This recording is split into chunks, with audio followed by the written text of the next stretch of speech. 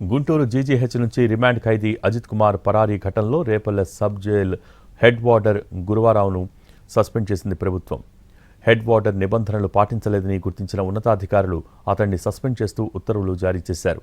అజిత్ కుమార్ పరారీ ఘటనలో ఇప్పటికే Repalle sub jail superintendent Venkateswara Rao మీద సస్పెన్షన్ వేటు పడింది. రిమాండ్ ఖైదీ అజిత్ కుమార్ పరారీలో పెద్ద ఎత్తున డబ్బులు చేతులు మారినట్టు పోలీసులు గుర్తించారు. పక్కా పథకం ప్రకారమే అతడు పరారైనట్టు బయటపడింది.